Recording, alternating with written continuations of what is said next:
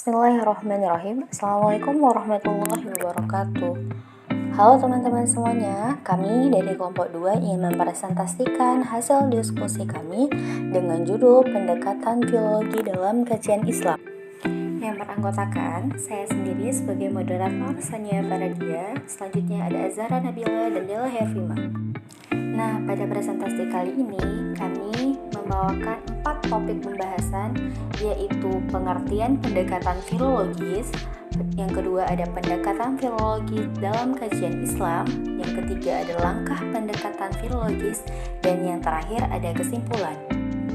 Oke nih teman-teman, untuk topik yang pertama ialah pengertian pendekatan filologis. Apa sih pendekatan filologis ini?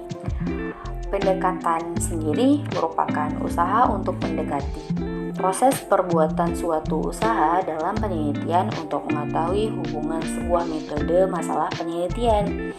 Dan untuk filologi sendiri, filologis merupakan kata serapan dari bahasa Latin yang asal katanya terdiri dari 2, philos dan logos.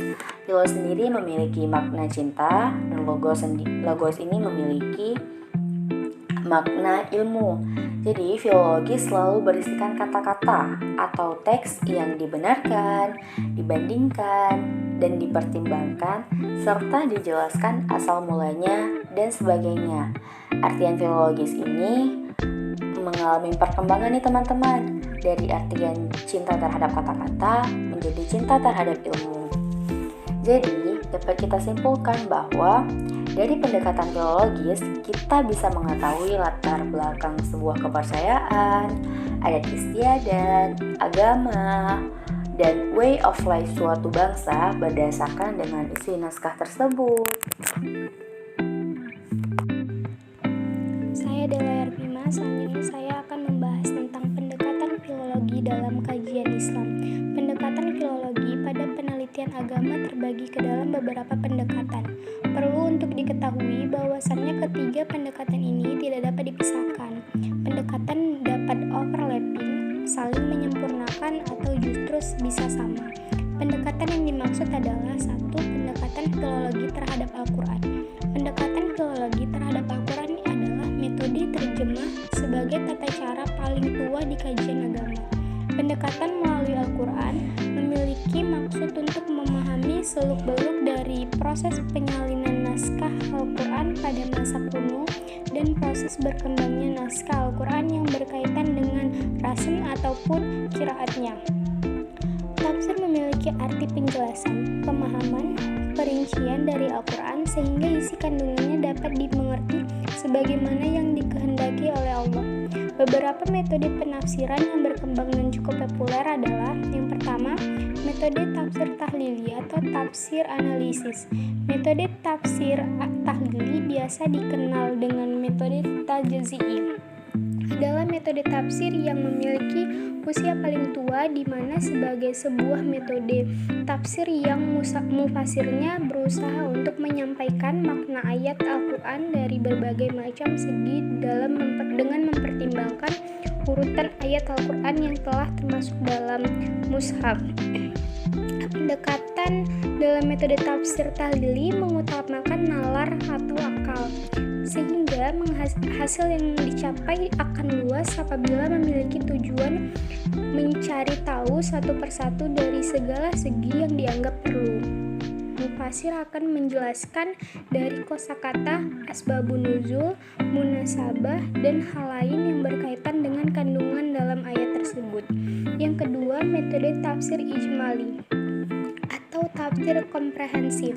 Metode tafsir ijmali adalah penjelasan terhadap ayat Al-Quran dengan mengungkapkan maknanya secara komprehensif, dilakukan dengan cara seorang mufasir memberikan penjelasan ayat Al-Quran sesuai dengan ketertiban ayat dan susunan yang terdapat dalam Al-Quran.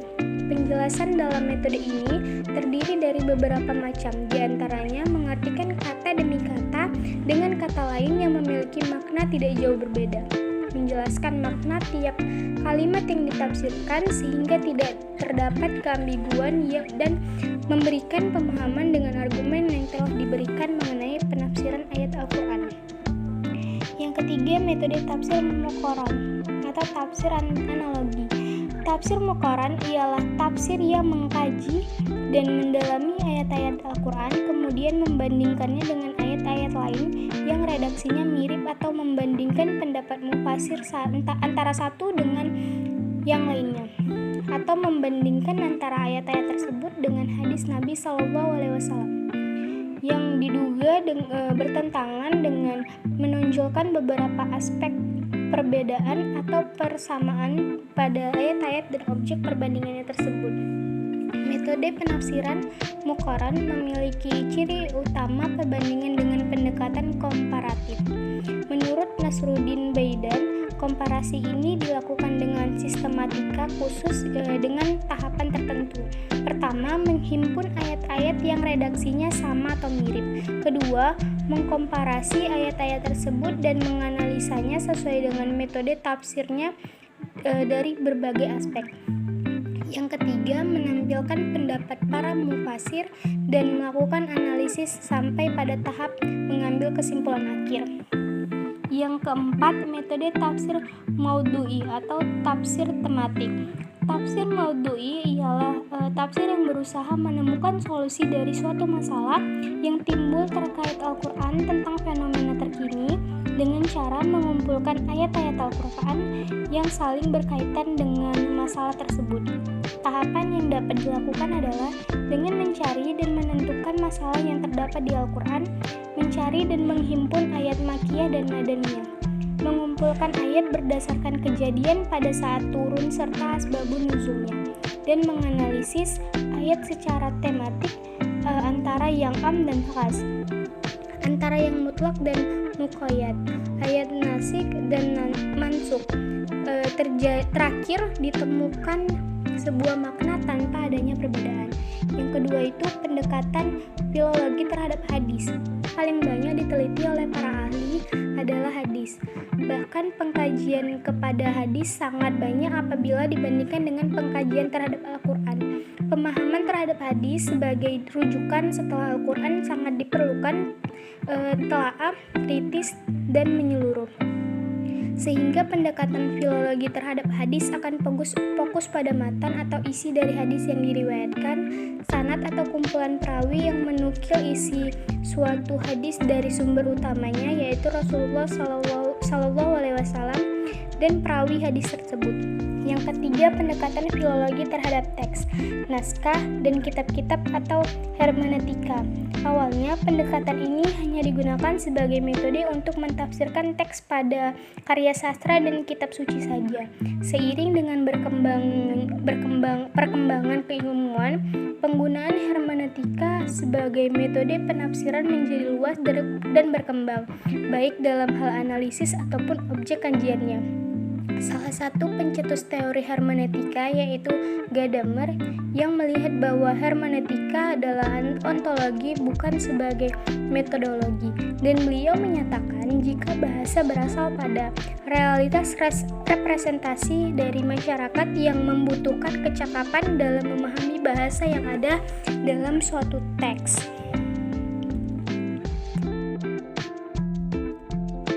Saya Azahra Nabila akan menjelaskan langkah-langkah pendekatan filologis.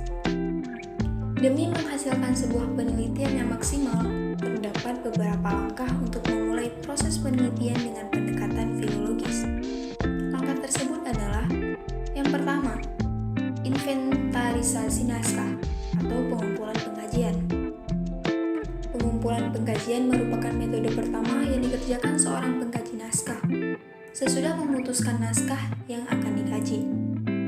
Setelah memilih manuskrip untuk diedit, langkah pertama yang harus dilakukan adalah mengkatalogkan manuskrip dengan judul yang sama dalam jumlah besar. Naskah dapat ditemukan di katalog perpustakaan besar, museum, universitas, masjid, dan tempat lainnya. Yang kedua, deskripsi naskah.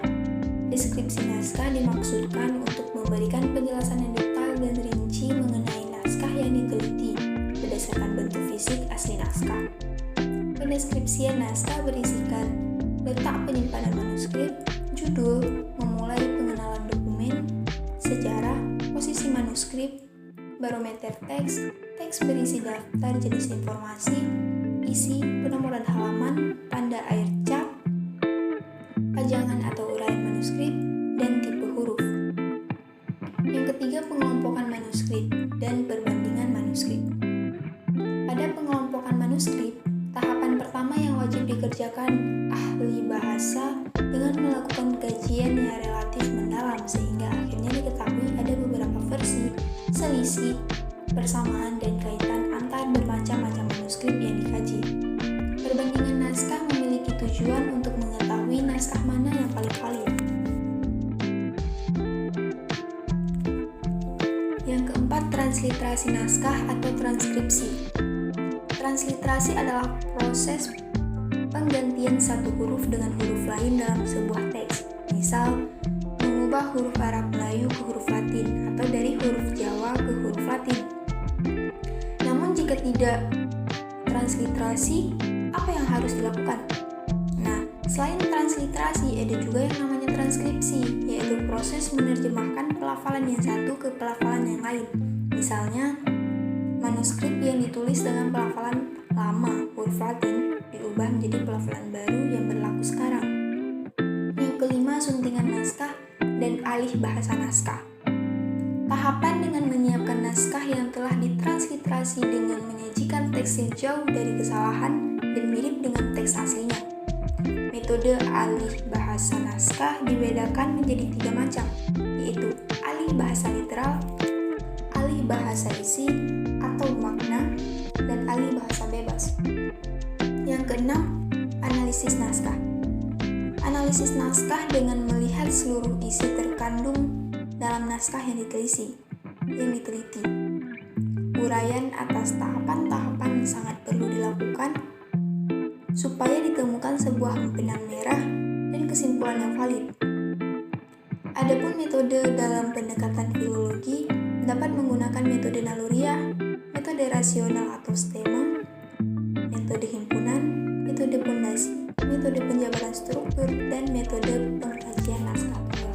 Nah, teman-teman, setelah mendengarkan pemaparan materi dari Sania maupun dari rekan-rekan Sania, dapat kita simpulkan bahwa filologi sebagai disiplin ilmu yang mempelajari produk budaya pada artian yang lebih luas, yaitu pada sastra, sejarah, bahasa, serta budaya itu sendiri, yang terdokumentasikan dalam peninggalan-peninggalan purbakala dengan maksud untuk menemukan kekayaan budaya dan memajukan pembangunan sebuah bangsa. Pendekatan filologis tersebut dipakai pada kajian Islam untuk mendapatkan informasi dari sebuah manuskrip melalui pengkajian terhadap beberapa teks Islam yang dikaji.